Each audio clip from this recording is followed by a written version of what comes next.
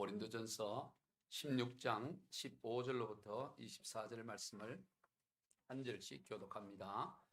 형제들아, 스데바나의 집 곧 아가야의 첫 열매요 또 성도 섬기기로 작정한 줄을 너희가 아는지라. 내가 저희를 권하노니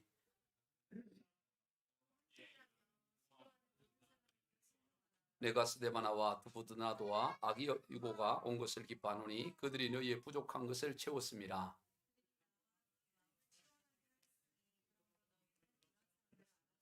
아시아의 교회들이 너희에게 무난하고 아굴라와 브리스가와 그 집에 있는 교회가 주 안에서 너희에게 간절히 무난하고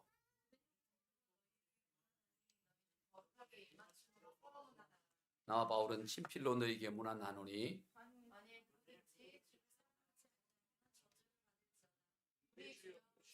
주 예수 그리스도의 은혜가 너희와 함께하고 아멘. 할렐루야. 반갑습니다. 오늘 본문은 사도 바울이 고린도 전서를 마무리하면서 고린도 교회 성도들에게 문안 인사를 하는 내용입니다. 먼저 스데바나의 집 사람들을 비롯한 고린도 교회 지도자들의 수고와 헌신을 칭찬하며 그들에게 순종할 것을 권면합니다. 본문 15절과 16절입니다.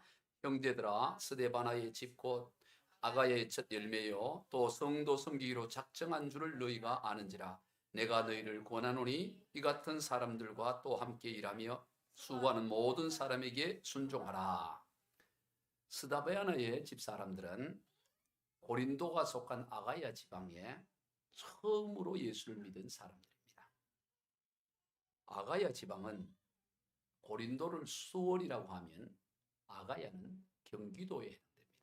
더 넓은 지역을 말하죠. 아가야는 그리스 중부와 남부에 이르는 지역으로 고린도는 그 아가야 지방의 수도였습니다. 바울이 그런 아리가야 지방 고린도에 이르렀을 때 복음을 제일 먼저 받아들인 이가 바로 이 스데바나의 집 사람들이었습니다. 스데바나 혼자만 믿었던 것이 아닙니다. 온 집안이 다 예수님을 믿었습니다. 바울은 그러한 이 스데바나의 집 사람들에게 직접 세례를 베풀었다. 그렇게 고린도전서 1장 16절에 기록하고 있습니다. 같이 읽어봅니다. 내가 또한 스데바나 집 사람에게 세례를 베풀었고 그 외에는 다른 누구에게도 세례를 베풀었는지 알지 못하노라. 바울은 세례를 그렇게 많이 베풀지 않았어요. 그런데 이 스데바나와 그의 집 사람들에게 세례를 직접 베풀었다. 그렇게 고린도전서를 시작하면서 기록하고 있습니다. 그 이후에 이 스데바나와 그의 집 사람들은 사도 바울의 복음 사역에 있어서 아주 중요한 동력자가 되어서 돕는 것을 보게 됩니다. 오늘 15절을 다시 한번 읽습니다. 형제들아, 스데바나의 집은 곧 아가야의 첫 열매요 또 성도 섬기기로 작정한 줄을 너희가 아는지라. 내가 너희를 권하노니.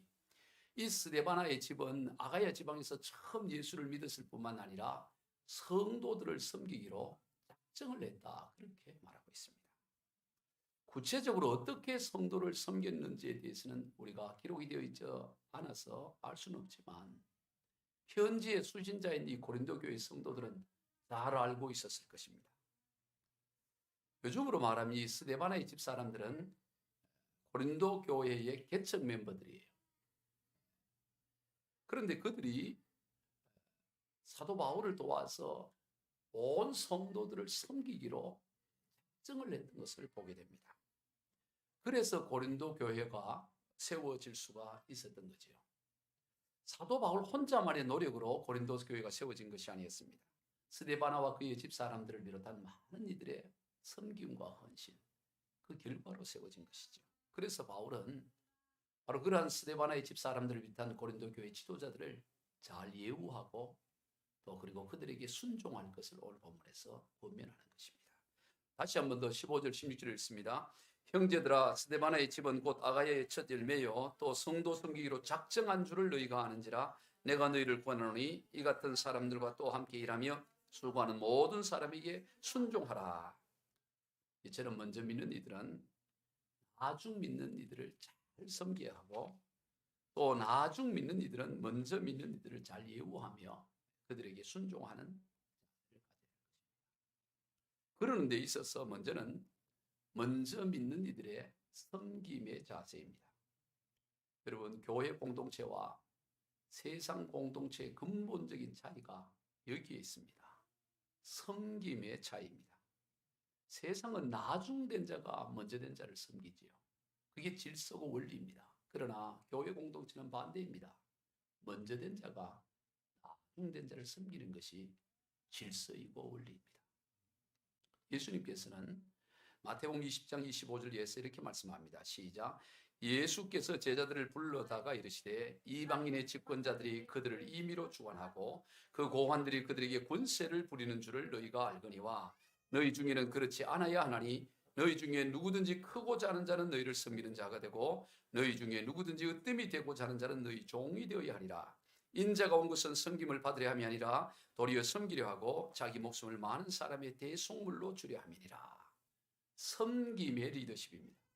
종의 리더십이에요. 교회 공동체의 리더는 섬기는 자입니다. 종이 되는 자예요. 근본 하나님의 본체이신 예수님도 이 땅에 오셔서 섬기러 오셨다. 그렇게 말씀하셨습니다. 우리가 따르시는 주님이 섬김의 본을 보였으니 우리가 섬기는 것은 지극히 당연한 것이죠. 세상 사람들이 교회에 와서 놀라워해야 될 것이 바로 그런 부분입니다. 이 세상이나 교회나 역시 돈 있는 사람, 잘난 사람이 힘께나 쓰는 거지. 그렇게 여기면 안 되는 거예요. 예수를 믿어도 돈이 있어야 되지. 예수를 믿어도 잘 살아야 그래야 신앙생활을 잘하지. 그런 말이 교회 안에서 나와서는 안 되는 것입니다. 그건 세상에 있을 법한 일이죠. 교회 나오면 연약한 자, 작은 자가 귀하게 여김을 받고 대우를 받고 세상과는 다른 원리로 살아가는 그 모습이 바로 교회 공동체의 모습인 것이죠. 섬김의 리더십인 것입니다. 오늘 본문에서 스데바나와 그의 집 사람들은 제일 먼저 아가야 지방에서 예수를 믿으면서 작정한 것이 바로 섬길 것을 작정했다고 말합니다. 우리는 여기에서 이 섬김으로 작정했다라는 이 작정이라는 단어에 주목을 하고자 합니다. 이 작정의 우리말의 산적 의미는 마음속으로 단단히 결정하다라는 뜻이에요. 마음속으로 단단히 결정하는 것을 작정하다라는 겁니다. 여러분, 지금 여러분은 마음속으로 단단히 결정하고 있는 것이 무엇입니까? 무슨 일이 있더라도 이것만은 꼭 해야지 하고 마음속으로 단단히 결정하고 있는 것들이 아마 있을 것입니다. 그런데 여러분, 그러한 작정 가운데, 그러한 마음속으로 단단히 결정하고 있는 것 가운데 절대로 빼놓아서는 안 될 것이 바로 나는 섬기며 살리라는 이 섬김에 대한 작정이 있어야 합니다. 그리스도인은 섬기는 사람이기 때문인 것이지요. 그런데 이 섬긴다는 게 사실은 쉬운 일이 아닙니다. 사람은 체질적으로 섬기기보다는 섬김 받기를 더 원합니다.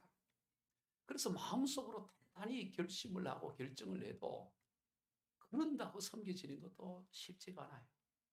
그러니 마음속으로 다짐도 안 하고 결정도 안 하고 작정도 안 하는데 어떻게 섬기는 삶을 살 수 있겠어요? 사람은 체질적으로 섬김 받기를 훨씬 더 원하는데 거의 어려운 거죠. 요즘 시대는 별로 그렇지 않습니다만은 예전에 모진 시집살이를 한 며느리들은 시집살이를 하면서 작정을 합니다. 나는 시어머니가 되면은 절대 우리 시어머니처럼 저렇게 내가 하지 않을 거라고. 난 정말 좋은 시어머니가 될 거라고. 인자한 시어머니가 될 거라고. 모진 시집살이 할 때 작정을 하죠. 그러나 막상 자기가 시어머니가 되면 그렇게 며느리 때 작정했던 것대로 좋은 시어머니보다는 자신도 또한 모진 시어머니가 되는 경우들이 허다한 것을 봅니다. 왜냐하면 사람은 섬기는 것보다 섬김 받는 것을 체질적으로 더 좋아하기 때문인 것입니다. 그러니 우리가 얼마나 다짐하고 또 다짐을 해야 되겠습니까? 얼마나 더 작정을 하고 또 작정을 해야 되겠어요? 지금 이 스데바나와 그의 집사람들이 고린도 교회와 아가야 지방의 개척 멤버인 것처럼 우리 교회가 10여 년이 훨씬 지났지만 여러분들이 다 개척 멤버예요. 우리가 300명의 성도를 놓고 기도하지만 300명의 성도를 바라볼 때 지금 100명도 안 되는 지금은 다 개척 멤버다. 그러니까 앞으로 장차 우리 교회가 세워지고 더 많은 사람들이 이렇게 교회를 나오게 될 때 오늘 우리는 어떤 생각을 해야 되느냐? 섬기는 자가 되겠다라고 마음속으로 결정을 하고 작정을 하고 작정을 해야 그래도 아이고 내가 예전에 교회에 이런 저런 수고를 하고 그래서 교회가 이렇게 컸는데 이렇게 하기 쉽다 이 말이에요. 마음을 작정해도 쉽지가 않아요. 그러니 오늘 우리가 얼마나 마음을 다져야 되겠습니까? 오늘 교회의 분쟁과 갈등의 원인이 바로 여기에 있습니다. 먼저 된 자들이 섬김을 받으려 했기 때문이에요. 그렇기 때문에 교회도 힘들어지고 본인의 신앙생활도 다 헛된 것이 되어버립니다. 그러한 이들을 향해 주님은 이렇게 강하게 말씀하셨어요. 마태복음 7장 22절 이하입니다. 시작. 그러니 많은 사람이 나더러 이르되 주여 주여 우리가 주의 이름으로 선지자 노릇하며 주의 이름으로 귀신을 쫓아내며 주의 이름으로 많은 권능을 행하지 아니하였나이까. 그때 내가 그들에게 밝히 말하되 내가 너희를 도무지 알지 못하니 불법을 행하는 자들아 내게서 떠나가라 하리라. 여러분 주의 이름으로 선지자 노릇을 하고 주의 이름으로 귀신을 내어 쫓고 주의 이름으로 권능을 행한다는 것이 얼마나 귀한 일입니까? 결코 잘못된 일이 아닙니다. 좋은 일이고 귀한 일입니다. 그런데 왜 주님께서는 그러한 이들을 나는 도무지 너희를 알지 못하니 불법을 행하는 자들아 내게서 떠나가라고 그렇게 말씀하셨을까요?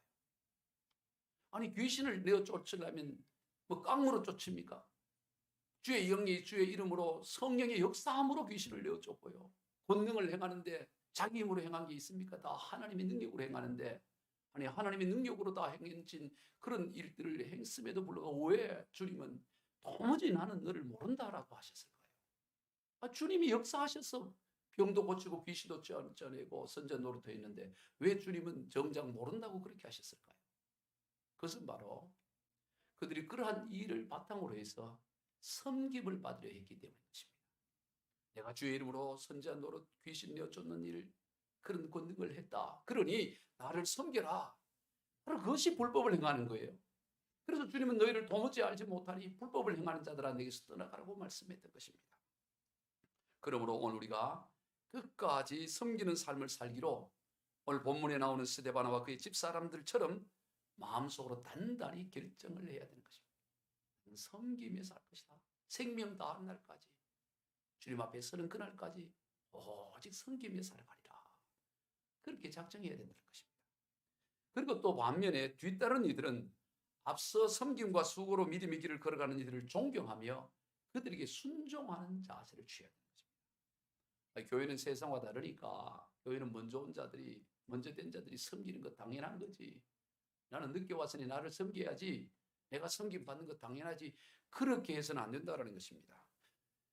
먼저 된 자들이 섬기는 것을 당연시 여기는 것은 그들의 몫이지 뒤따르는 자들이 그러한 자세를 취해서는 안 되는 것이죠. 뒤따라가는 자들은 먼저 가는 자들, 먼저 앞서 섬기며 수고하며 나가는 자들을 배나 존경하고 그리고 그들에게 순종하는 자세를 가져야 돼요. 그래야 그들 또한 그렇게 살아갈 수가 있는 것입니다. 본을 보고 따라가야 돼요. 오늘 15절 16절 계속 반복하는데 다시 한번 읽어봅니다. 형제들아 스데바나의 집은 곧 아가야의 첫 열매요 또 성도 섬기로 작정한 줄을 너희가 아는지라 내가 너희를 구하노니 이 같은 사람들과 또 함께 일하며 수고하는 모든 사람에게 순종하라.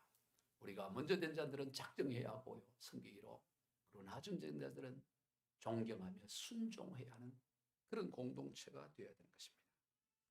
그 공동체가 바로 교회 공동체인 것이요.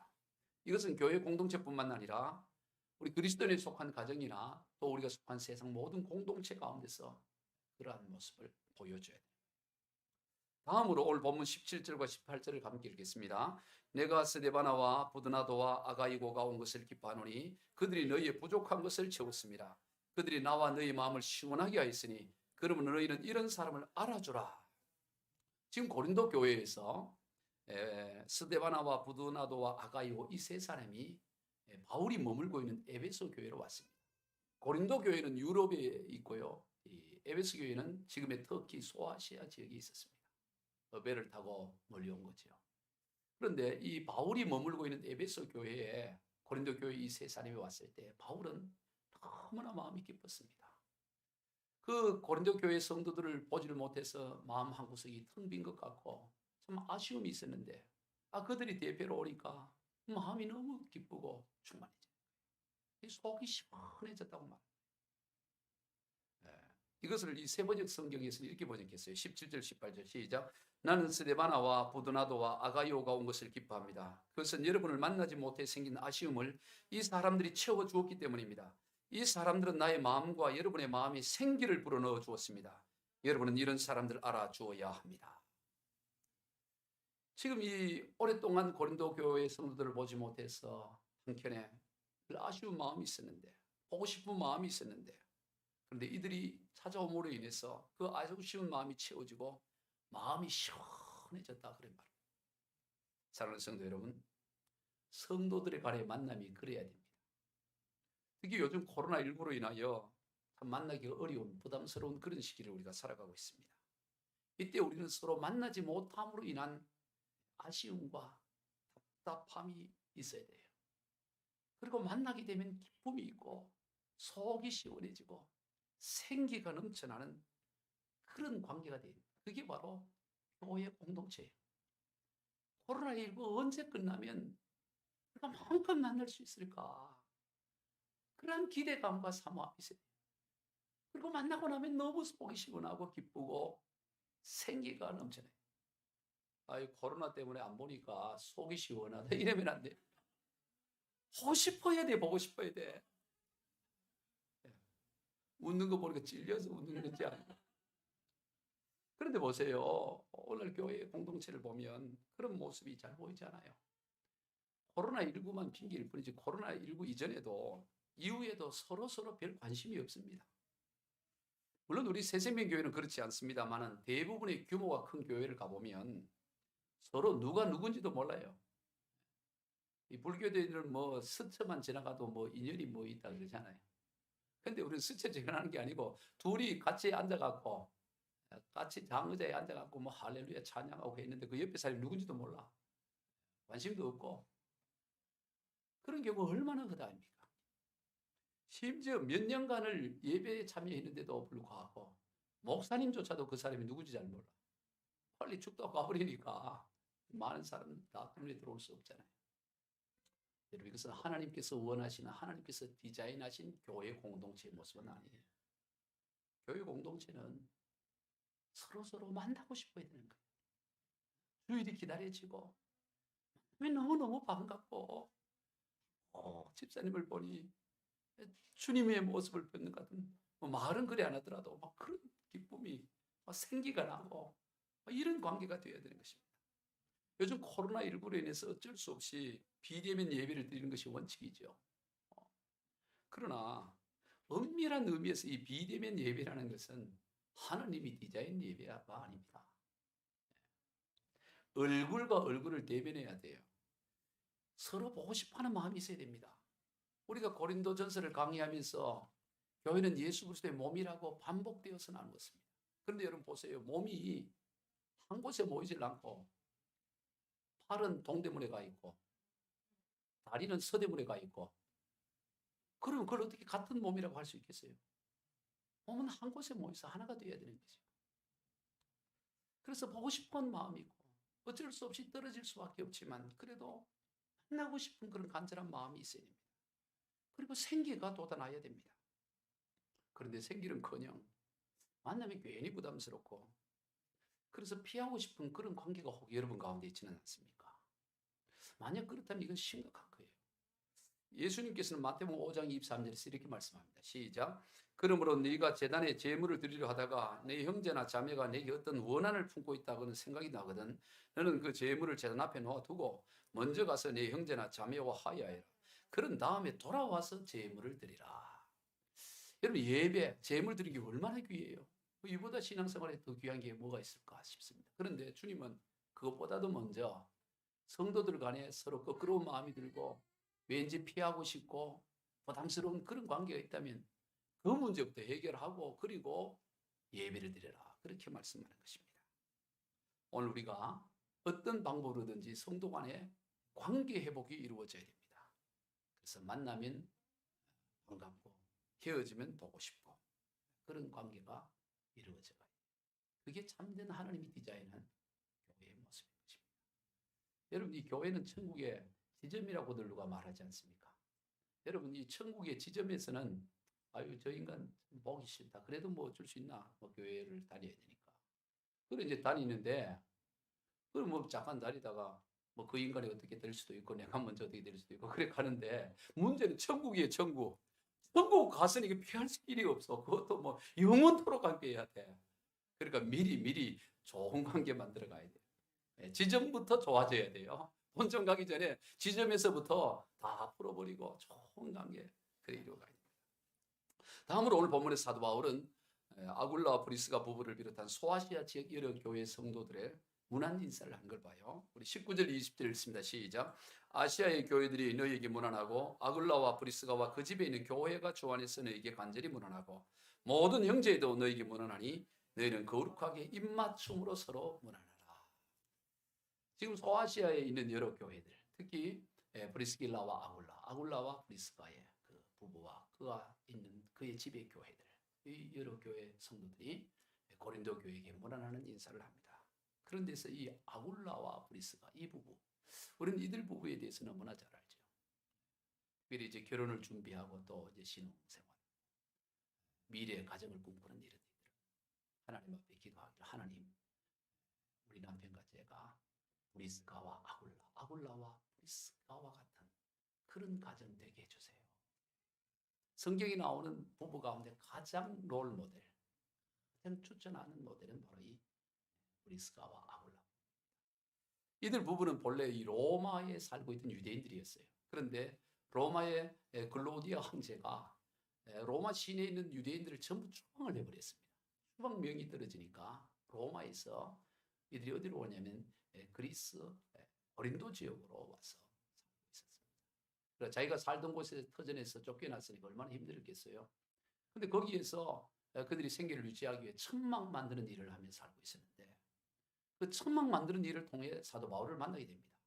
당시는 아직 교회가 견고히 세워지지 않다 보니까 선교를 지원하기 어려웠던 거죠. 바울이 직접 이제 돈을 벌어가면서 선교 사역을 했는데 그 바울이 자비량으로 하는 데 있어서 바로 이 천막 만드는 일을 하다 보니 같은 업종에 속했던 이들 부부를 만나게 되었고 이들에게 예수 복음을 전했을 때 이들은 마치 스펀지가 물을 받아들이듯이 예수 복음을 잘 받아들였습니다. 그리고는 그때부터 바울의 든든한 후원자가 되고 동력자가 되는 것을 보게 됩니다.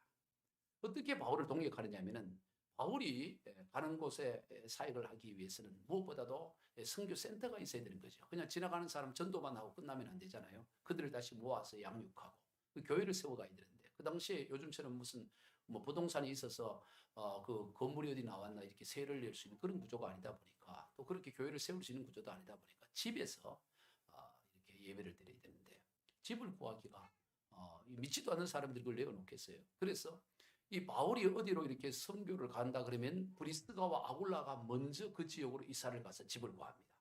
그게 얼마나 대단한 거예요. 먼저 가서 집을 구해서 틀을 잡아 놓으면 바울이 그제서야 들어와서 그 집을 센터를 해서 교회를 세워가고 복음을 전했던 그 참 놀라운 사역자인 거죠. 지금 이 에베소도 바로 그랬습니다. 고린도에서 만나서 고린도 교회를 세우는 사역을 함께 하다가 바울이 에베소로 가게 되니까 바울보다 먼저 에베소로 건너갔습니다. 이 브리스가와 아굴라가. 그리고 거기에서 집을 얻어서 구해서 자기 집을 바로 이 선교 복음의 센터로 하고 바울을 기다렸던 거죠. 그 나중에 바울이 가서 거기를 중심으로 선교 사역을 했던 거죠. 그러니까 바울에게 있어 너무나 귀한 이 사역이다. 나중에 바울이 로마 교회에다가 이 브리스가와 아굴라 부부에 대해서 소개를 하면서 문안 인사를 이렇게 해요. 우리 로마서 16장 3절 5절 읽어봅니다. 시작. 너희는 그리스도 예수 안에서 나의 동역자들인 브리스가와 아굴라에게 문안하라.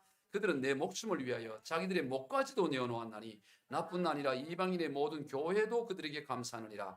또 저희 집에 있는 교회에도 문안하라. 바로 이때도 지금 로마로 먼저 간 겁니다. 로마에서 추방을 시켰던 그 왕이 죽으니까 다시 이제 들어가서 할 수 있게 된 거예요. 그때 바로 또 바울이 로마에 복음을 전하기를 원했기 때문에 이때도 브리스가와 아굴라 부부는 로마로 먼저 건너가서 집을 구해놓고 바울이 오기를 기다리고 있으면서 복음을 전해서 그의 집이 교회가 되어 있었던 거예요. 참 놀랐잖아요. 요즘 시대도 쉽지 않는데 그 2000년 전에 새로운 지역으로 간다는 게 어렵잖아요. 이 요즘처럼 그 이삿짐 센터도 있는 것도 아니고 그 얼마나 어렵겠어요. 이 새로운 어떤 지역을 찾아서 늘 움직이면서 사역을 한다는. 바로 이러한 부부들이었던 거죠. 바로 그런 이 브리스가와 아굴라 부부, 또 그의 집에 있는 교회들이, 또 소아시아에 있는 여러 교회들이 바로 이 고린도 교회에게 안부 인사를 전하게 되는 거예요. 문안을 하는 것입니다. 그런데 이 문안이라는 단어가 오늘 본문에 5번이나 반복되어 나와요. 20절을 다시 읽어봅니다. 시작. 모든 형제도 너에게 문안하니 너희는 거룩하게 입맞춤으로 서로 문안하라. 아시아 지역, 바울이 개척한 이 소아시아 터키 지역에 있는 여러 교회들에 있는 모든 성도들이 다 또 문안한다. 그렇게 말하는 것입니다. 문안이라는 사전적 의미는 말 그대로 안부를 묻는 것이죠. 즉 안부 인사를 하는 것입니다. 여러분, 우리는 서로 이 안부를 묻는 인사를 잘해야 돼요. 바울은 항상 서신을 끝낼 때마다 이 문안 인사를 아주 길게 합니다. 또 처음 시작할 때도 그렇고요. 오늘 우리 그리스도인들이 잘해야 될 것 중에 하나가 안부를 잘 묻어야 돼요. 인사를 잘해야 돼요. 사람이 인사만 잘해도요, 어디 가나 인정을 한번 받게 돼요. 일은 잘 못하는데 인사를 그렇게 밝게 잘해요. 사장이 봤을 때. 근데 한 사람 일은 잘하는데 인사를 안 해요. 그럼 누구를 더 이렇게 선호하려고 그럴까요? 물론 인사도 잘하고 일도 잘하는 사람이 좋겠지만, 근데 일은 좀 못해도 인사 잘하는 사람 일 시키면 또 하지 않겠어요? 뭐 일이나 세상 일이라는 게 뭐 거기 그거 아닙니까? 근데 그 인사를 안 하고 그냥 이렇게 벽만 보고 이렇게 하면은 그 부담되잖아요. 인사를 잘해야 돼요. 특히 예수 믿는 사람들은 인사를 잘해야 돼. 문안 인사. 권사님, 장모님, 참 반갑습니다. 인사를. 제가 전에도 자주 말했습니다. 인사 안 하면 지옥 간다. 왜 인사 안 하면 지옥 간다. 왜냐면 이 교회를 가보면, 사역을 예전에 해보면, 그래 많이 싸워요 교회마다. 뭐 작은 교회는 그러지 않지만 어느 정도 역사가 깊은 교회들 보면 싸움질을 하다 보니까 화가 나눠져서 서로 이게 인사를 안 해요.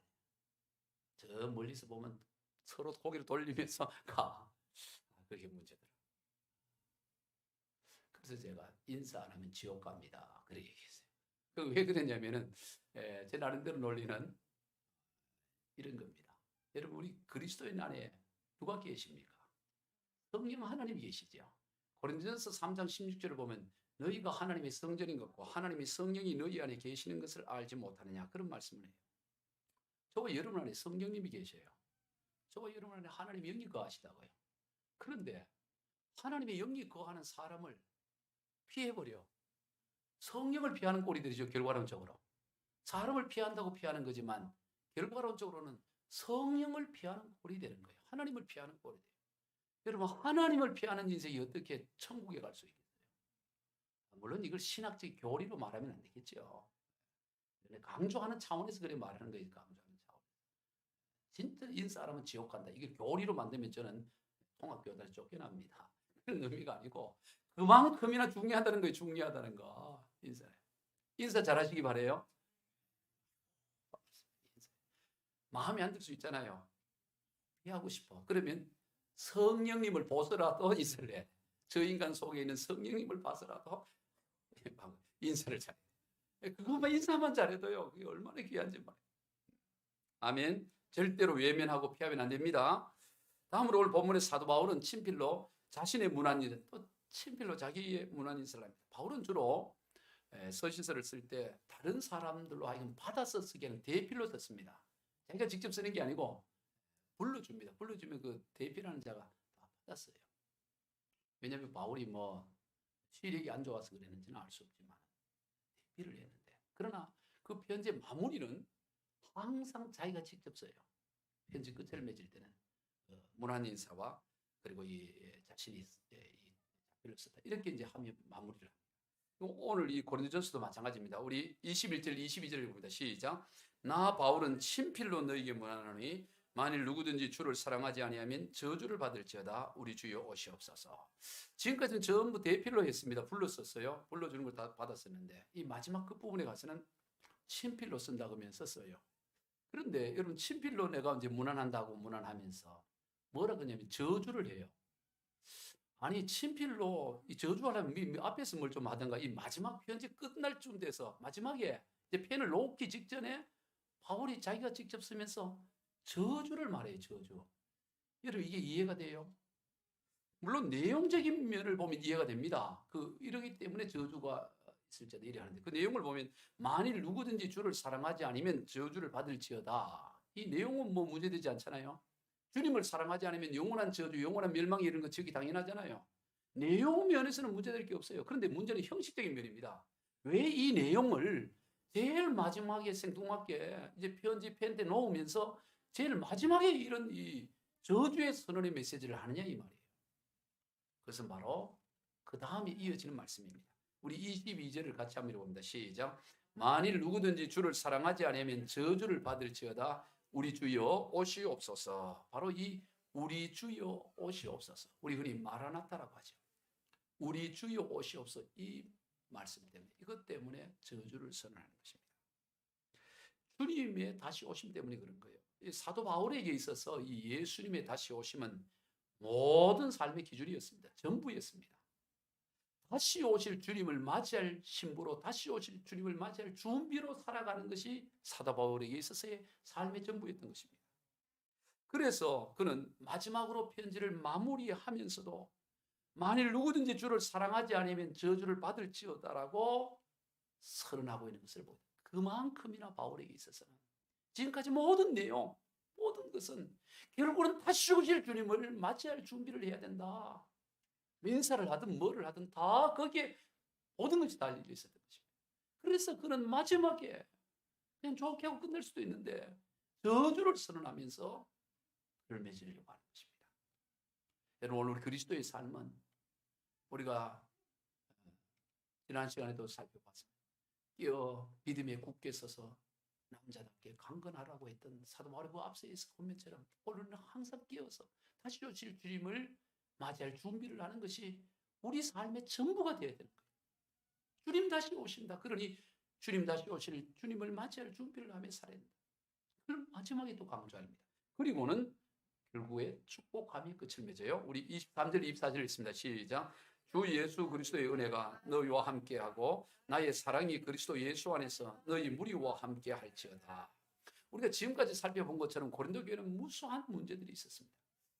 이게 교회라고 할 수 있을까? 자, 만약 이 고린도전서 강의를 하기 전에 제가 이런 질문을 한다면 이런 곳을 교회라 할 수 있을까요? 자, 먼저 이 교회는 이런 곳은 교회라고 말하기 전에 이곳은 서로 잘났다고 파벌을 형성해서 또 뭐 지역을 기준으로 뭘 기준으로 하여튼 뭐 서로 파당을 형성, 학벌 지연을 기준으로 뭐 서로 잘났다고 그런 사람들로 이루어져 있어요. 그리고 서로 소송을 걸어가고 재판이 지금 진행 중에 있습니다. 1심, 2심 또 새로 또 소송하고 그 모임 사람들이 그리고 심지어 거기에는 계모를 데리고 사는 사람들이 이거 음란한 거죠. 그리고 무당집에 들어가서 무당이 굿하고 남은 음식도 아주 그냥 먹는 게 막걸리 들어가서 쌀도 마셔요. 벌컥벌컥 먹습니다. 그런 것도 먹고. 그리고 사람은 전혀 안 보이고 뭐 싸움질을 하고 미운 거 막 미워 독사의 독이 뭐 올라요. 이런데 이런 공동체 이런 사람들이 모여 이걸 교회를 할 수 있을까요? 이렇게 교회라고 할 수 있어요 없어요?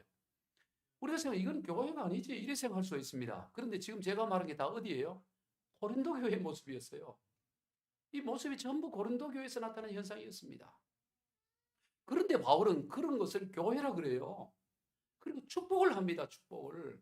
오늘 23절, 24절 다시 한번 읽어보겠습니다. 시작. 주 예수 그리스도의 은혜가 너희와 함께하고 나의 사랑이 그리스도 예수 안에서 너희 무리와 함께 할지어다.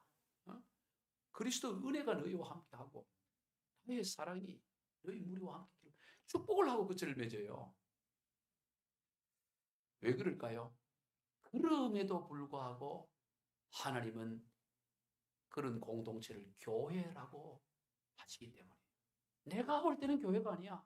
그런데 하나님이 볼 때는 그래도 교회라고 하나님 말씀하는 거예요. 내가 볼 때는 저게 무슨 성도라 그러신데 그런데도 하나님이 볼 때는 거룩하다라고 성도라고 하나님이 그렇게 규정하는 거예요. 사도 바울이 이 여타 문제에 대한 얘기를 다 듣고 편지를 이제 쓰기 위해서 편지를 들었을 거 아니겠어요? 고린도전서 1장 1절에서 처음 이제 구술을 하고 이제 그 고린도 교회를 향해 편지를 쓸 때 그때 그가 자기가 누구인지를 소개하면서 첫 한 말이 뭐냐? 그래도 너희는 하나님의 교회야. 지금 문제를 다 알고 있었습니다. 그래도 너희는 하나님이 거룩하다고 구별한 성도라고 먼저 처음 고린도 전서를 시작하면서 그렇게 말해요. 우리 고린도전서 1장 1절부터 3절 같이 읽습니다. 시작. 하나님의 뜻을 따라 그리스도 예수의 사도로 부르심을 받은 바울과 형제 소수대는 고린도에 있는 하나님의 교회 곧 그리스도 예수 안에서 거룩하여지고 성도라 부르심을 받은 자들과 또 각처에서 우리의 주 곧 그들과 우리의 주 되신 예수 그리스도 이름을 부르는 모든 자들에게 하나님 우리 아버지와 주 예수 그리스도로부터 은혜와 평강이 있기를 원하노라. 지금 무수한 문제가 있는 걸 바울은 다 알고 그리고 편지를 시작하면서 말하기를 고린도에 있는 하나님의 교회, 고린도에 있는 하나님의 교회라고 칭합니다. 곧 그리스도 예수 안에서 거룩하여지고 성도라고 부르심을 받은 자, 그리스도 예수 안에서 거룩해졌고 성도라고 부르심을 받은 자라고 그렇게 칭하고 있는 거예요. 왜 그럴까요? 왜 바울은 처음도 축복하고 마지막도 축복으로 끝을 낼까요? 예수님의 십자가의 보혈의 은혜가 그 많은 문제보다 1000배 만배 더 크기 때문인 것입니다. 예수 그리스도의 은혜가 하나님의 은혜가 한량없이 크기 때문에 비록 부족하고 연약할지라도 그럼에도 불구하고 주님의 은혜가 너무너무 크기 때문에 그 은혜가 그 모든 허물과 죄를 다 덮어버리기 때문에 그래도 교회고 그래도 성도가 되는 것입니다. 할렐루야. 제가 지난주에 뭐 거의 그런 적이 예전 부교육제 때 한 번 있었고 참 오랜만에 이 가위 눌림을 한번 경험한 적이 있어요. 자다가 그런 거 있어요. 가위 눌리는 거. 우리 가위 눌리면 예수의 이름으로 선포를 해야 될 거 아니에요. 그죠? 근데 선포 입이 잘 안 떨어져. 근데 결국에는 이제 선포를 하니까 가위 눌면서 막 풀렸어요. 긴 시간 아니에요. 화가 났습니다. 그래 일어나서 네가 나를 뭐로 보고 가위 눌리냐? 내가 목사야 목사. 하고 내가 조금 부족하지만 주님의 보혈의 능력과 권세가 있는 목사야 하면서 막 야단을 치고 선포를 하고 너 당장 지옥불에 떨어져라 하고 막 묶어갖고 지옥에 보내고 막 이런 일을 했어요. 자존심이 상하는 거야. 그리고 그대로 다시 누웠습니다. 다시 한번 해봐. 그리고 누웠어요. 아주 편안하게 잤어요. 편안하게 잤어요. 여러분 보세요. 오늘 여러분 우리의 신분이 뭐예요? 우리가 허물이 있고 부족함이 있을 수 있죠. 그럼에도 불구하고 저와 여러분은 하나님의 자녀인 줄로 믿습니다. 주의 보혈의 권세와 능력은 말로도 할 수 없어요. 말로도 할 수 없다고. 그걸 한번 다시 깨우치려고 살짝 건드렸는데 혼났지 지들이. 그래서 여러분 오늘 우리가 이 고린도 교회가 문제가 많죠. 문제가 많아요. 저런 것도 교회라고 할 수 있지만 그렇지 않아요. 왜? 근본 하나님의 본체인 예수님의 십자가의 보혈의 피가 너무너무 귀하고 그 은혜가 너무너무 크기 때문에 그런 온갖 그런 잡스러운 일들이 일어날지라도 그럼에도 불구하고 너는 하나님의 교회요 거룩하다고 성도라고 부르심을 받은 자라고 말하는 것입니다. 그래서 바울은 처음도 축복을 했고 마지막도 축복을 하는 거예요. 여러분 우리 그리스도인은 축복하는 사람입니다. 축복이란 말 자체가 복을 비는 겁니다. 그래서 원래 의미로는 하나님 축복해 주세요. 이 말은 틀려요. 하나님 복을 내려주세요. 이래야지 축복이 복을 뭐 하나님 비나요? 하나님 복을 비는 분이 아니죠. 복을 주시는 분이죠. 사람이 축복하는 거죠. 복을 비는. 따라해봅시다. 나는 축복하는 사람입니다. 그리스도인은 복을 비는 사람. 축복을 하는 사람이에요. 복을 빌어주는 사람이에요. 민수기 6장을 보면 하나님께서 아론과 그의 아들들은 이제 제사장들이죠. 종신으로 제사장이 되는데 그 제사장이 해야 될 가장 중요한 일이 무엇인지를 말씀합니다. 우리가 생각하기에는 제사장이 해야 될 제일 중요한 일은 제사 드리는 일이겠지. 이리 생각이 쉬워요. 여러분 제사 드리는 것보다 더 중요한 일이 있습니다. 자세히 알려줘요. 민수기 6장 22절 이하를 읽습니다. 시작.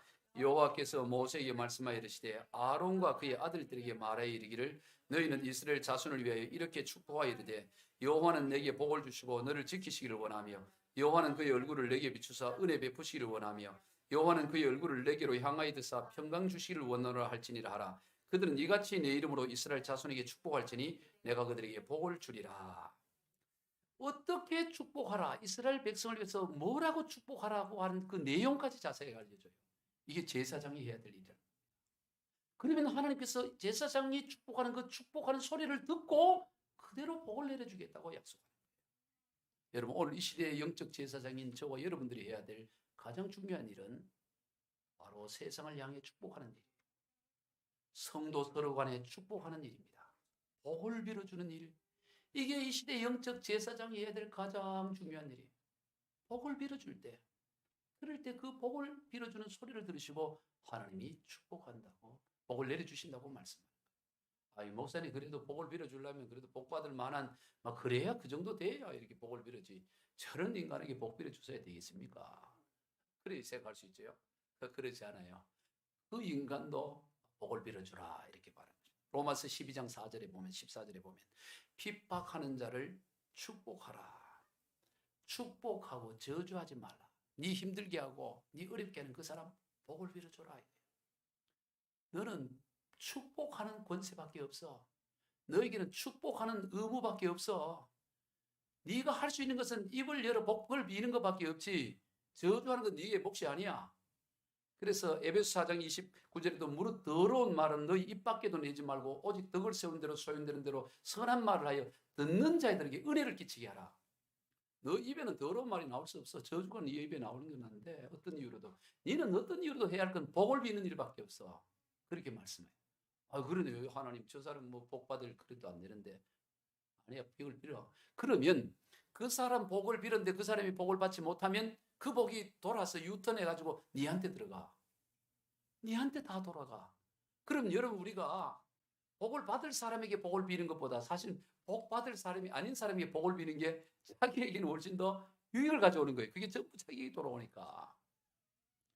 우리 그리스도인은 축복하는 것밖에 없습니다. 영적 제사장들이 해야 될 몫인 거예요. 그래서 사도 바울은 처음도 복을 빌고 나중도 복을 비는 거예요. 그렇게 끝을 맺는 것입니다. 말씀을 맺습니다. 교회 공동체는 세상과 달리 먼저 된 자가 나중 된 자를 섬기는 공동체인 것입니다. 섬김의 리더십입니다. 근본 하나님의 본체신 예수님도 이 땅에 섬기러 오셨다고 말씀하셨습니다. 오늘 보면서 아가야 지방에서 처음 예수를 믿은 이 스데반의 집사람들은 섬기기로 작정을 했다고 하는 거예요. 오늘 저와 여러분이 장차 섬기기로 작정하시기 바라요. 섬기며 이 생 끝날 때까지 오직 섬기며 살아가리라. 작정을 해도 쉽지가 않아요. 지금까지 섬긴 것을 근거로 해가지고 섬김을 받고 싶어하는 것이 사람의 죄된 체질이에요. 그럼 우리가 더욱 다짐하고 또 다짐하며 끝까지 섬기며 살겠습니다. 결단해야 되는 것입니다.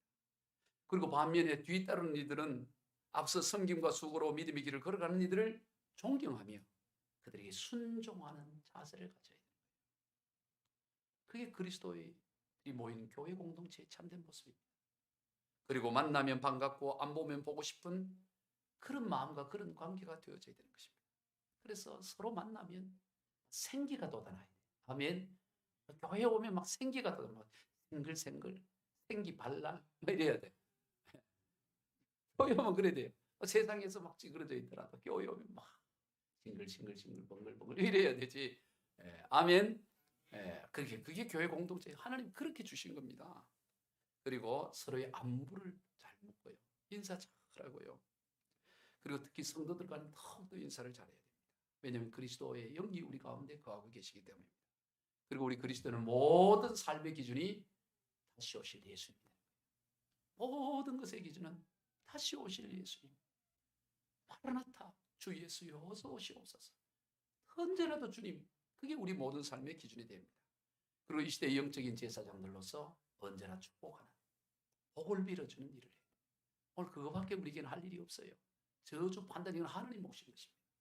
오늘 우리는 오직 복을 빌어주는 그런 우리 참된 그리스도인의 길을 걸어가시는 저와 여러분 되기를 주 예수 그리스도 이름으로 축원드립니다. 기도하겠습니다. 하나님 아버지 감사합니다. 오늘 또 귀한 주의 날을 맞이하여 이 코로나 전국 가운데서도 교회 나와 예배드리고 싶고 성도들 얼굴을 대면하고 싶고 만나면 반갑고 떨어지면 아쉬우며 그러며 만날 때마다 생기가 넘치는 이런 귀한 교회 공동체를 허락해 주셔서 감사합니다. 우리 주님 다시 오실 그날까지 우리가 더욱더 하나님 앞에 나가기를 즐거워하며 서로도 섬기며 서로도 존경하며 서로도 인사를 잘하며 그런 아름다운 교회 공동체 되게 하여 주옵소서. 앞으로 축복하며 살겠습니다. 복만 빌며 살겠습니다. 주여 그러한 인생 되게 하여 주옵소서. 예수님의 이름으로 기도하옵나이다. 아멘.